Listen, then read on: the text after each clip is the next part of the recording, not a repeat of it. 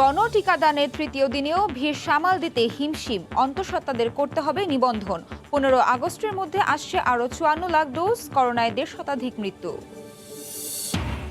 অর্ধেক যানবাহন চলাচলের সিদ্ধান্ত আলোচনা করে নেওয়া উচিত ছিল বলছেন খোদ সড়ক মন্ত্রী। ঢাকা ও চট্টগ্রামে বেশি গাড়ি ঢোকা ঠেকাতেই সিদ্ধান্ত, দাবি মন্ত্রিপরিষদ সচিবের। রাজধানীর 60 ভাগ নির্মাণাধীন ভবনে এডিসের খোয়ার খোদ রিহ্যাব সভাপতির ভবনেই মিলল লার্ভা, 5 লাখ টাকা জরিমানা। রাজধানীর খিলগাঁওয়ে নিখোঁজের 3 দিন পর শিশুর হাত পা বাঁধা লাশ উদ্ধার। আশুলিয়ায় কলেজ ভবনেই মিলল 1 মাস ধরে নিখোঁজ অধ্যক্ষের খণ্ডিত লাশ, গ্রেফতার 3। এবং সিলেটের জকিগঞ্জে 28তম গ্যাস ক্ষেত্রের সন্ধান পেল বাপেক্স, মজুদ 6,800 কোটি ঘনফুট। জাতীয় গ্রিডে দৈনিক যুক্ত হবে 1 কোটি ঘনফুট।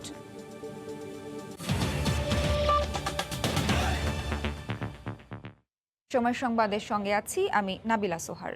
গণ টিকাদানের তৃতীয় দিনেও কেন্দ্রে কেন্দ্রে ছিল প্রত্যাশীদের উপচে পড়া ভিড়। মানুষের চাপ সামাল দিতে হিমশিম খেতে হয় সংশ্লিষ্টদের। কিছু কেন্দ্রে দীর্ঘ অপেক্ষার পরও কাঙ্ক্ষিত টিকা পাননি অনেকে। ক্যাম্পেইন কেন্দ্র থেকে নয়, অন্তঃসত্ত্বা নারীদের টিকা নিতে হবে অনলাইন নিবন্ধনের মাধ্যমে। এদিকে স্বাস্থ্যমন্ত্রী জানালেন 15 আগস্টের মধ্যে দেশে আসবে আরও 1.5 কোটি টিকা। তৃতীয় দিনের গণ টিকাদান ক্যাম্পেইন কর্মসূচিতেও মানুষের স্বতঃস্ফূর্ত উপস্থিতি। আগের 2 দিনের মতো এদিনও ক্যাম্পেইনের টার্গেট জনগোষ্ঠী, পিছিয়ে পড়া মানুষের ব্যাপক সাড়া। অনেক কেন্দ্রে ভোর থেকেই অপেক্ষায় থাকেন শত শত মানুষ। উপচে পড়া ভিড়ে আগ্রহ ভরে দীর্ঘ লাইনে দাঁড়িয়ে থাকার পরও অনেককে ফিরে যেতে হয় হতাশা নিয়ে। কোনো কেন্দ্রে কার্যক্রম শুরুর ঘণ্টা দেড়েকের মধ্যেই ফুরিয়ে যায় নির্ধারিত টিকা। প্রথম যে লোকগুলা দিছে, যারা চলে গেছে, ওই কার্ডটাই আরেকজনকে দিয়ে গেছে, ওরা ভিতরটা ঢুকে এরকম দিছে। 146 নম্বর টোকেন। এখন আমাকে বলতেছে যে টিকা মানে শেষ। একটা ডোফে টিকা থাকলো 14টা, হয়তো ভরানোর জন্য কোনো বেশি কম বেশি কারণে টিকা আমাদের সংকট হয়েছে। তবে টিকা পাওয়া মানুষের মধ্যে স্বস্তি। নিবন্ধনের জটিলতা নয়, কেবল জাতীয় পরিচয়পত্রের মাধ্যমে টিকা পাওয়ায় সন্তোষ প্রকাশ করেন গ্রহীতারা। সিরিয়ালে দাঁড়াইছি, এই যে মাত্র পাইলাম, ভালোই, কোনো অসুবিধা নাই। সিরিয়াল অনুযায়ী টোকেন করছে, টোকেন ভিত্তিক দিয়ে দিচ্ছে সবাইকে। এদিকে অন্তঃসত্ত্বাদের টিকার আওতায় আনার সিদ্ধান্ত হলেও গণটিকা ক্যাম্পেইন কেন্দ্র থেকে টিকা নিতে পারবেন না এসব নারী। সুরক্ষা অ্যাপ কিংবা অনলাইনে নিবন্ধনের পর অপেক্ষায় থাকতে হবে SMS এর। তারপর হাসপাতাল কেন্দ্রিক নিয়মিত কেন্দ্র থেকেই নিতে পারবেন টিকা। ভ্যাকসিন নেয়ার আগে লাগবে কাউন্সিলিং চিকিৎসকের সনদ। এতদিন বলা হচ্ছিল না যে তারা নিতে পারবে কিনা, এখন তাদেরকে অনুমতি দেওয়া হলো, তারা নিতে পারবে। তারা হাসপাতালে ছাড়া অন্য কোথাও টিকা নিতে পারবে না। এই অবস্থায় আগামী 1 সপ্তাহের মধ্যে আরো 54 লাখ টিকা দেশে আসবে বলে জানালেন স্বাস্থ্যমন্ত্রী। আমরা আরো 6 কোটি ভ্যাকসিনের অনুমোদন আমাদের সরকারের পক্ষ থেকে দেওয়া হয়েছে এবং চায়না থেকেও সেই অনুমোদন তারা দিয়েছে। কোভ্যাক্স থেকে আরো 34 লক্ষ ভ্যাকসিন পৌঁছাবে, আরো 10 লক্ষ চায়না থেকে আমাদেরকে উপহার হিসেবে দেবে। 15 তারিখের মধ্যে আরো 54 লক্ষ ভ্যাকসিন আমরা পেয়ে যাব। গণটিকাদান ক্যাম্পেইনে 32 লাখ টিকা দেওয়ার লক্ষ্য থাকলেও শুরুর 2 দিনেই প্রথম ডোজ নিয়েছেন 37 লাখের বেশি মানুষ। ফারুক ভিয়া, রবিন, সময় সংবাদ, ঢাকা। বুধবার থেকে অর্ধেক গণপরিবহন চলার সিদ্ধান্ত আলোচনা করে নেওয়া উচিত ছিল, এমনটাই বলেছেন খোদ সড়ক পরিবহন ও সেতু মন্ত্রী ওবায়দুল কাদের। আর মন্ত্রিপরিষদ সচিব বললেন, ঢাকা ও চট্টগ্রামে একসাথে বেশি গাড়ি প্রবেশ ঠেকাতেই নেওয়া হচ্ছে এই সিদ্ধান্ত। এ অবস্থায় গণপরিবহন কম চললে যাত্রীদের চাপে সংক্রমণ ঝুঁকি আরও বাড়ার আশঙ্কা করছেন পরিবহন সংশ্লিষ্টরা। রাজধানীতে গণপরিবহন সংকটে স্বাভাবিক সময়ে ভুগতে হয় খেটে খাওয়া মানুষকে। ঘন্টার পর ঘন্টা অপেক্ষাতেও মেলে না কাঙ্ক্ষিত বাহন।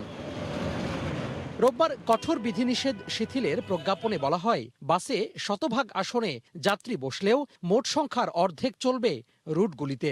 পরিবহন সংশ্লিষ্টরা বলছেন, এক সিট ফাঁকা রেখেও যাত্রী ভিড় সামলানো যায়নি। সবকিছু খুলে দেওয়ার পর গণপরিবহনের সংখ্যা কমালে মানুষের চাপে সংক্রমণ ঝুঁকি আরও বাড়ার আশঙ্কা তাদের। অর্ধেক যদি চলে, অর্ধেক শ্রমিক কি না খেয়ে মারা যাবে? মাইক্রো প্রাইভেট গাদাগাদি করে মানুষ টানে, তাতে করোনার কিছু হয় না। আমাদের বাস চললেই করোনা হয়। আর যদি সব গাড়ি চলতো তাহলে সিট অর্ধেক হলেও সব পরিবহন শ্রমিকও ব্যস্ত, আমরাও ব্যস্ত।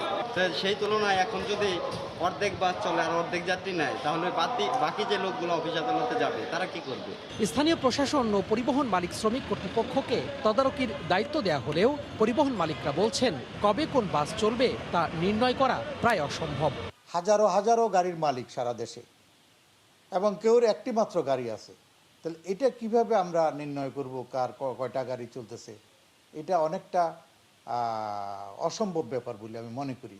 এতে করে যাত্রীদের চাপ বাড়বে, দীর্ঘদিন কর্মহীন শ্রমিকদেরকে তাদেরও সমস্যার সমাধান হবে না। এদিকে এমন সিদ্ধান্ত নেয়ার আগে আলোচনা করা দরকার ছিল বলে মনে করেন সড়ক পরিবহন মন্ত্রী। আর মন্ত্রিপরিষদ সচিব বললেন, ঢাকা ও চট্টগ্রামে একসাথে বেশি গাড়ি প্রবেশ ঠেকাতেই নেওয়া হচ্ছে এই সিদ্ধান্ত।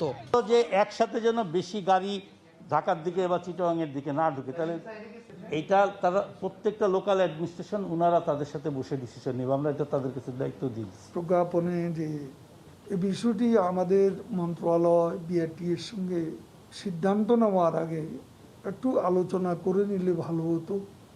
কারণ এই যে চালু করতে গিয়ে অর্ধেক চালু হবে, অর্ধেক হবে না, এটার গ্যারান্টি কে দেবে? এর আগে এক সিট ফাঁকা রেখে 60% ভাড়ায় বাস চললেও 11 আগস্ট থেকে আগের ভাড়ায় চলবে গণপরিবহন। তোহা খান তামিম, সময় সংবাদ, ঢাকা। পরশু থেকে চলবে বাস, ট্রেন সহ সব ধরনের গণপরিবহন। আগাম টিকিট নিতে রেলের কাউন্টারে ভিড় করেন নানা শ্রেণী পেশার মানুষ।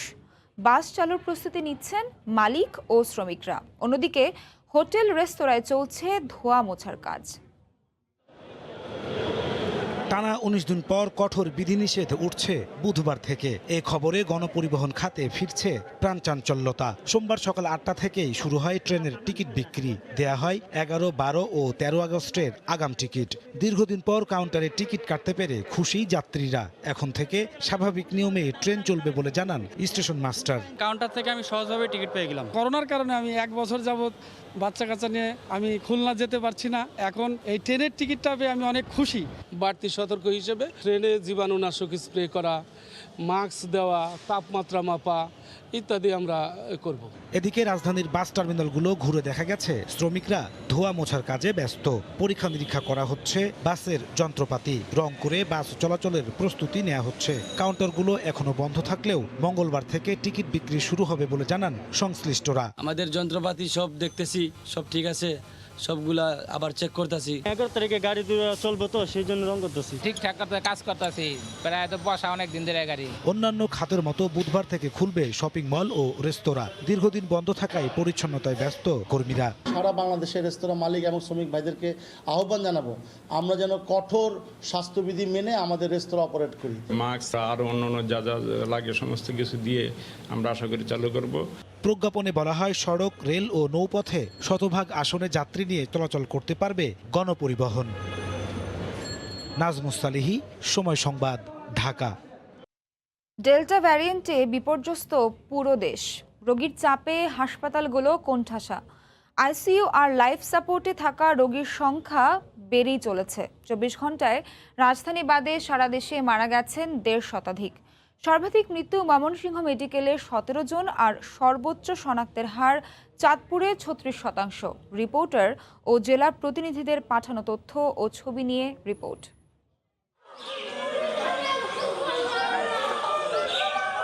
একের পর এক প্রাণ কেড়ে নিচ্ছে কোভিড-19। কোনোভাবেই থামানো যাচ্ছে না প্রাণঘাতী ভাইরাসটিকে। মৃত্যুর মিছিলে হাসপাতালের প্রাঙ্গণ হয়ে উঠেছে বিষাদময়। মৃত্যু যন্ত্রণা কুরে কুরে খাচ্ছে রোগী ও স্বজনদের। দিনে দিনে আরও শক্তিশালী হচ্ছে ভারতীয় ডেল্টার রূপ। প্রতিফলন ঘটছে ঈদ পরবর্তী শঙ্কার। করোনার দানবীয় থাবায় টালমাটাল ময়মনসিংহ। কোনোভাবেই নিয়ন্ত্রণে আসছে না মৃত্যু ও শনাক্তের হার। আক্রান্ত হচ্ছে নবজাতকরাও। 24 ঘন্টায় ময়মনসিংহ মেডিকেলে 17 জনের মৃত্যু হয়েছে।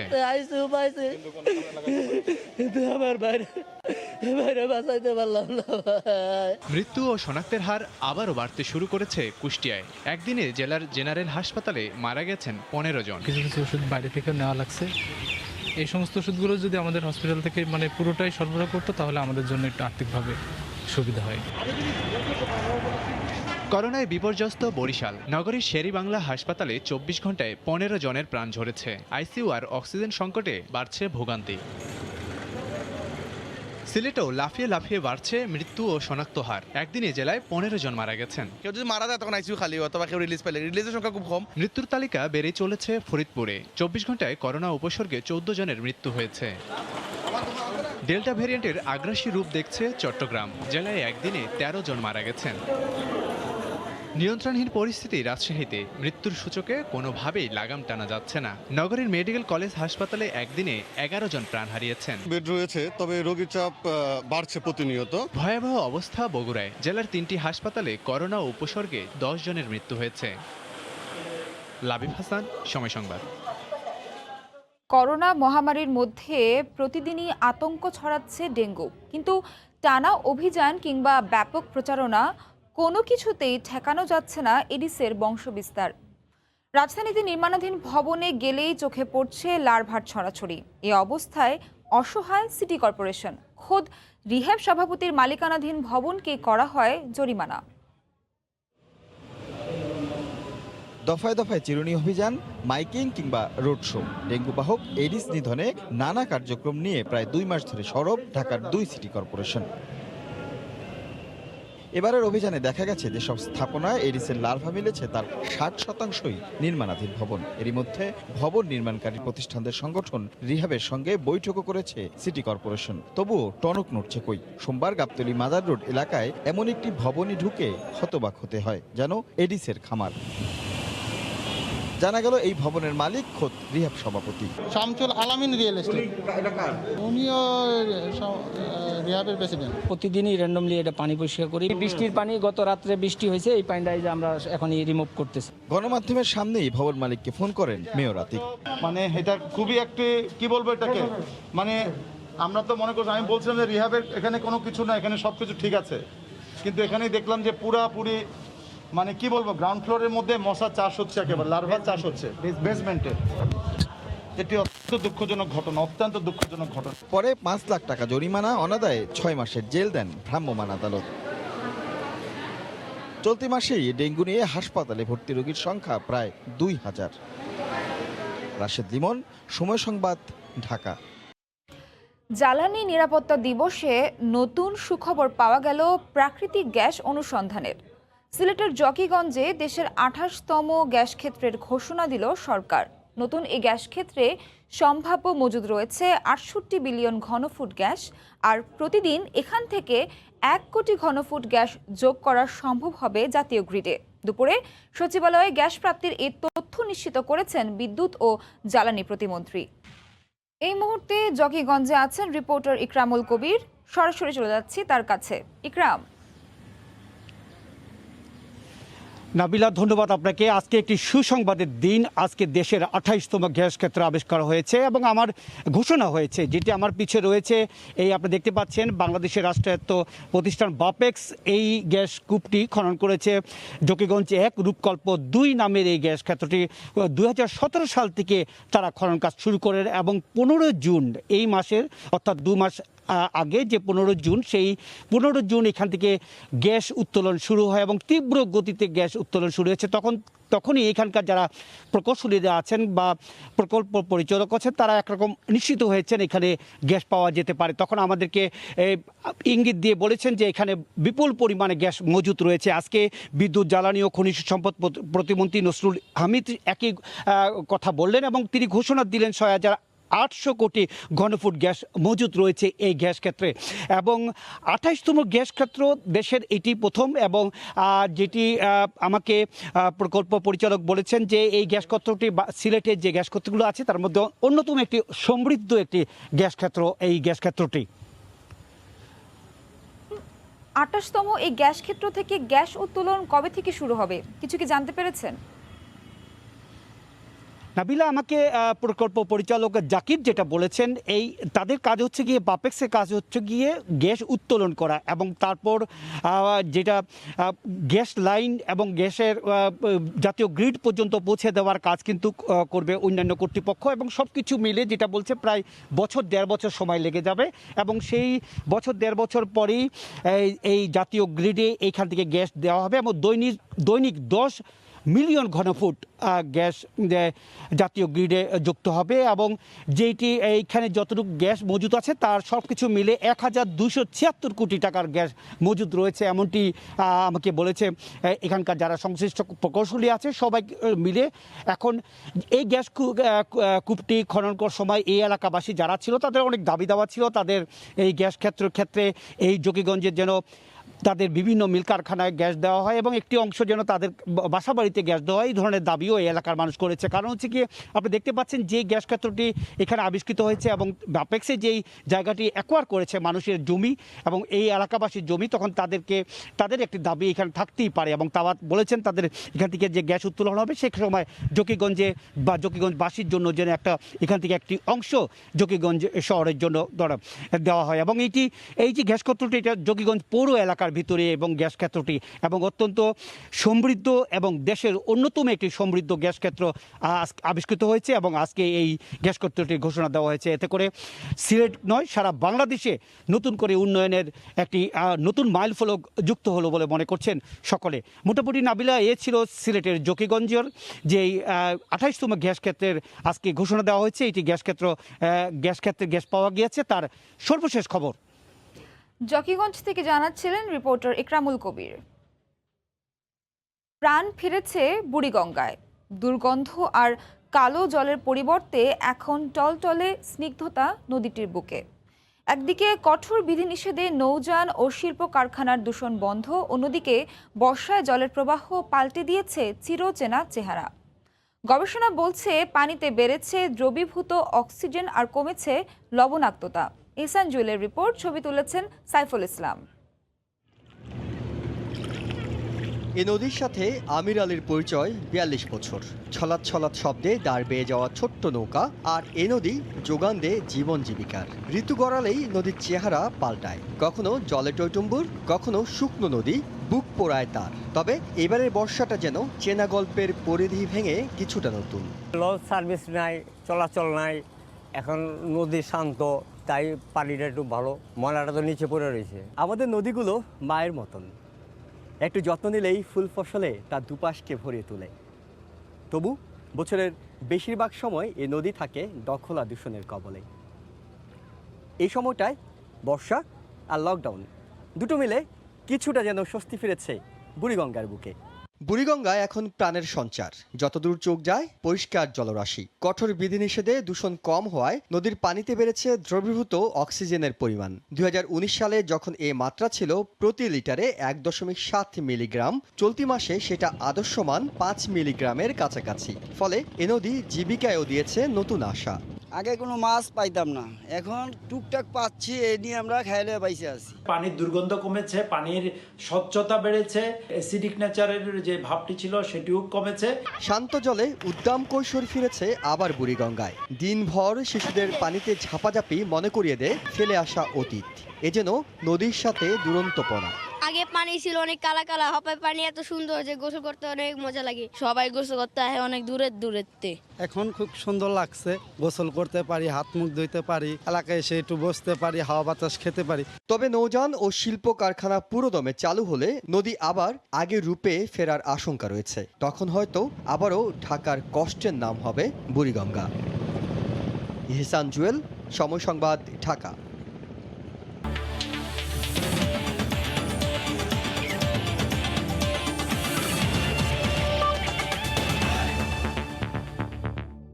বাংলাদেশ অস্ট্রেলিয়া সিরিজের খবর। শেষ টি-20তে কিছুক্ষণ পরই মুখোমুখি হবে বাংলাদেশ ও অস্ট্রেলিয়া। এই মুহূর্তে মিরপুর শেরেবাংলা স্টেডিয়ামে আছেন রিপোর্টার মাকসুম আলম খান। মাকসুম,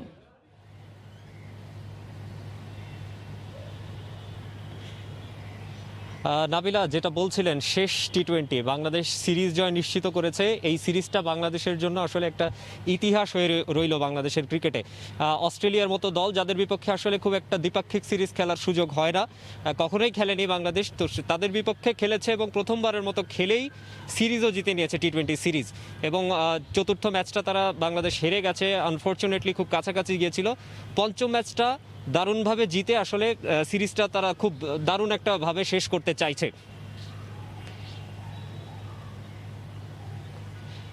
কিছুক্ষণ আগে টস হয়েছে, টস জিতে আসলে বাংলাদেশ দল ব্যাটিং এর সিদ্ধান্ত নিয়েছে আমরা যতদূর জানতে পেরেছি। মাকসুম, টাইগার একাদশে কোনো পরিবর্তন হচ্ছে কিনা জানতে পেরেছেন? জি, টাইগার একাদশে আসলে আমরা যতটুকু জেনেছিলাম যে টাইগার একাদশে পরিবর্তনের সুযোগ রয়েছে, যেহেতু সিরিজ জিতে গেছে এবং ওপেনিং ব্যাটিংয়ে আসলে একটা ধারাবাহিকভাবে ব্যর্থতার পরিচয় দিয়ে আসছিলেন সৌম্য। সব মিলিয়ে আমাদের কাছে খবর ছিল যে কিছু পরিবর্তনের সুযোগ হয়তো আছে। এই বিষয়ে আমরা কথা বলবো। আমাদের সঙ্গে আমাদের সহকর্মী হুমায়ুন কবির রোজ আছেন, তার কাছে স্কোয়াড নিয়ে আর একটু কথা বলতে চাই।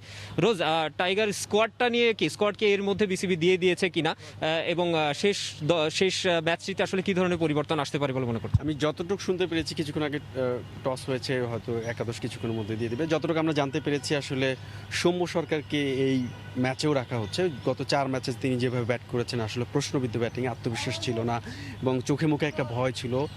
তারপরও তাকে একটা সুযোগ দেওয়া হয়েছে। সাকিব হয়তো খেলবেন না, সাইফুদ্দিন খেলছেন শরীফুলের জায়গায়। পাশাপাশি কিন্তু আপনার মোসাদ্দেক সৈকতের খেলার কথা রয়েছে।